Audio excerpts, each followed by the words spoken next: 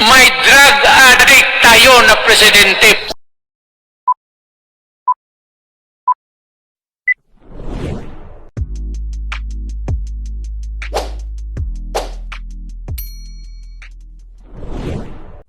Welcome back sa aking YouTube channel para sa mga first time lang po na manood. Gusto ko na yan, Jeremy's TV, Manila.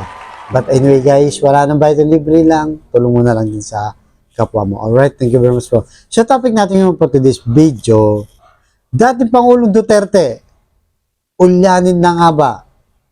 O namumuliti ka lang? Dahil dininay niya guys, dininay niya yung mga unang sinabi niya doon sa Davao Rally.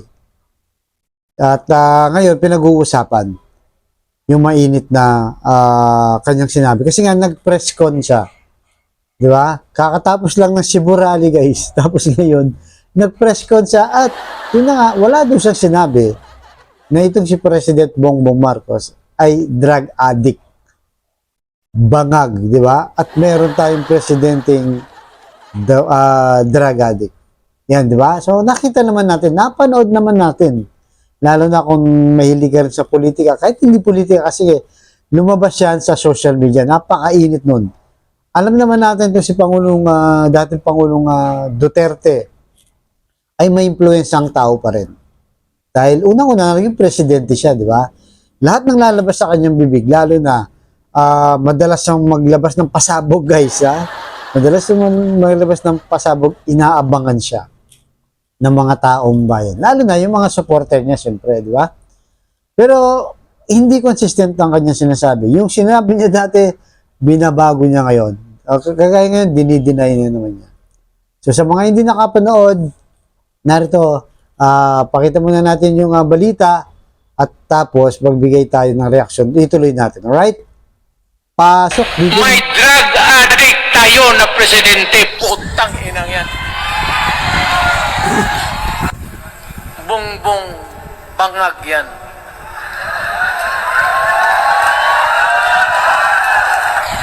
That's why sinasabi ko na sa inyo ngayon, si Bongbong Marcos bangag noon, ngayong presidente na bangag natin ang presidente. Mami naman si dating Pangulong Duterte sa pagtawag niyang adik kay Pangulong Marcos at sa hamon noon na magpa-drug test sila. Sabi ngayon ni Digong, wala raw siyang sinabing ganyan. Nasa frontline na balitang yan, si Mon Gualvez. Biglang bawi sa dating Pangulong Rodrigo Duterte sa mga maanghang niyang pahayag kamakailan laban kay Pangulong Bongbong Marcos. Sabi ni Digong ngayon, wala siyang sinabing adik si PBBM.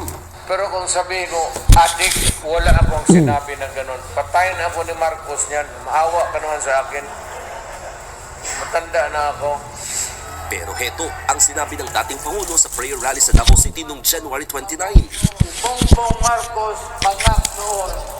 Ngayong presidente na bangag natin ang presidente.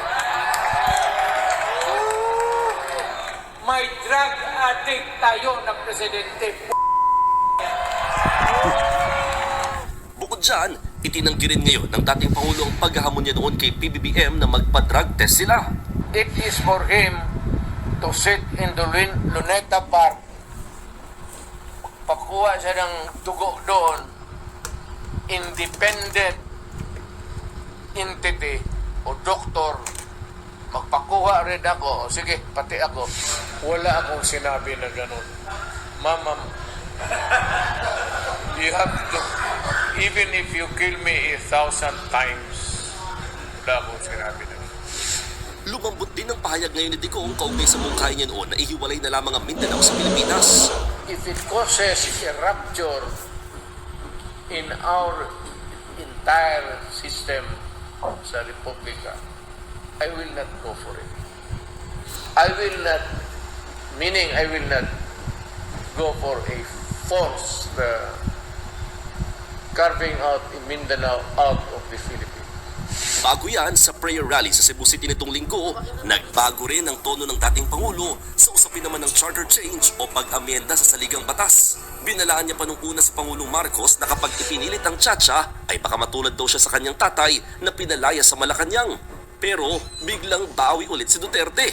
Bukas na raw siya ngayon sa tsatsya basta para lamang sa economic provisions at hindi gagalawin ng pagpapahaba o pagpapaikli ng termino ng mga opisyal ng gobyerno.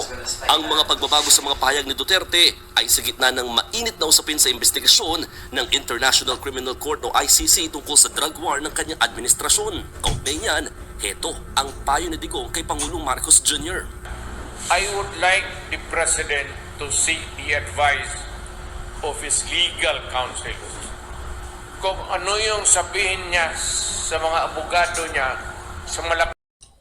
So yun guys, napanood nyo, di ba? Ano ba sinasabi niya? Ikaw, Bongbong Marcos, di ba? Drug addict ka. Sinabi niya, nagsalita siya ng pangalan, nagbanggit siya ng pangalan guys, di ba? Hindi kagaya nung dati, nung kay Franz Castro, di ba? Ikaw, Franz, papatayin kita, pati yung mga komunista, di ba? Sabi niya. Doon lusot siya guys, na-dismiss yung kaso kasi pangalan lang. Di ba? Tapos kinalaman na sabi niya, hindi ko naman yan na papatay talaga. Wala naman sa binabanggit daw na Franz Castro. Franz lang ang sinabi. Pero dito malinaw, di ba?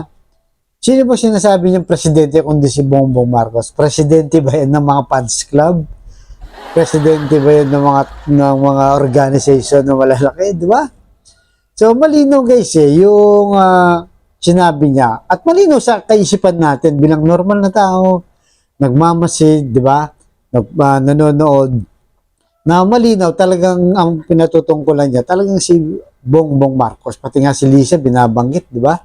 Sa mga sinabi niya doon sa Davao.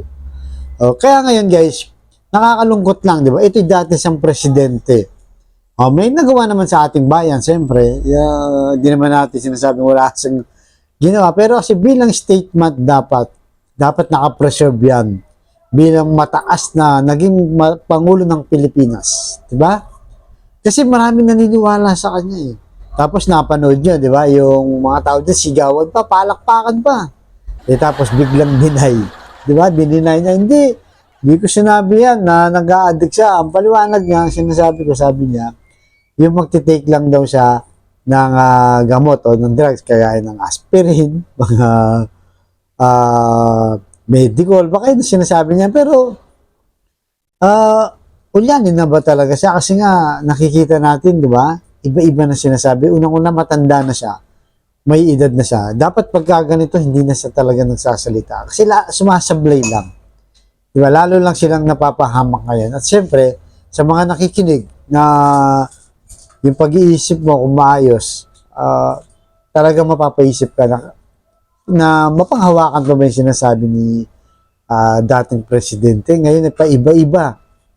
Although, ang isang naalala natin, di ba, nung bago siya umupo, nung kampanya, yung sinabi niyang pupunta sa China, mag-jet ski siya, itatayo niya yung bandila ng ating bansa.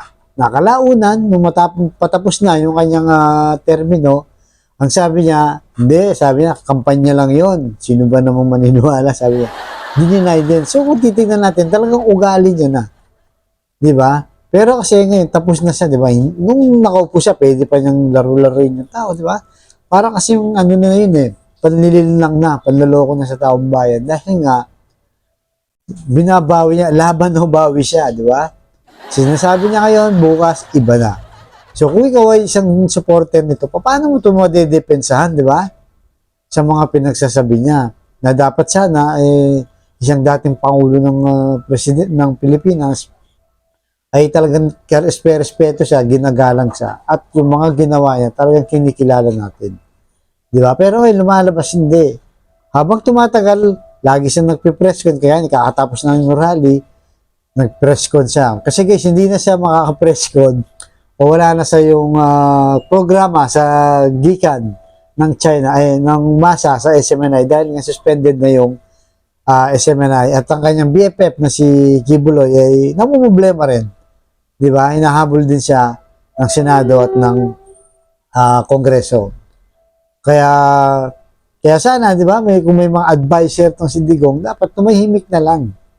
Ayahan niya ng diskarte ni Pangulong Bongbong Marcos kasi nga, the more na tumatagal, lalong nawawalan ng tiwala sa kanya. Nauubos na rin ang suporta niya, di ba? Kasi nga naman, sino pa naman ang susuporta dyan, lalo na sa mga politiko, lalo na ngayon, papalapit na yung 2025. Almost isang taon pa yun. Di ba? May isang taon pa yun, habang siyempre tumatagal, nakatingin na rin yung mga politiko dun. Alam naman natin na midterm election, mga senador to, mayor, gobernador. So kailangan talaga makita nila kung karapat dapat pa bang sumama sa kanyang partido. At alam naman natin na marami ng kanyang partido ang umalis dahil sa mga, di ba, nung hinatake niya yung Kongreso, pinakabulok, di ba? Nagsabi ko siya na institusyon ng gobyerno, ang Kongreso, kaya nga doon nagsimula, di ba? Ang bangayan nila ni Martin Romualdez. So nakikita natin hindi mo na pwede pang hawakan talaga yung sinasabi ng Digong. Kahit sabihin natin may edad pa siya, yun na nga guys, may edad na nga siya, dapat tumahimik na lang siya. Total, tapos naman niya yung termino niya, binigyan niya sa sana ng pagkakataon ng taong bayan na umupo, kaso wala namang nalas nangyari sa ating bayan, di ba? Nagkaroon pa naman naming utang, ang dami rin ng korupsyon na nangyari sa kanyang termino. Kaya dapat tumahimik na lang siya, ayahan niya lang dumiskarte. Itong si BBM sa kanyang panunungkulan, di ba? Ngayon, kasi panahon niya na ngayon, siya tapos na yung panahon niya. So kaya guys, ano sa tingin niyo? Ulanin na ba o namumuliti ka lang talaga itong si Digong, di ba? Kasi hindi na talaga nagtutugma yung mga sinabi niya, inconsistent na. Di ba? Sasabihin niya ngayon, deny bukas. So paano ka maniniwala? Paano mo panghahawakan yan? Alright? So hanggang dito na po kayo. Malaya kayo mag-comment. Abangan niyo susunod ng vlog. Thank you very much.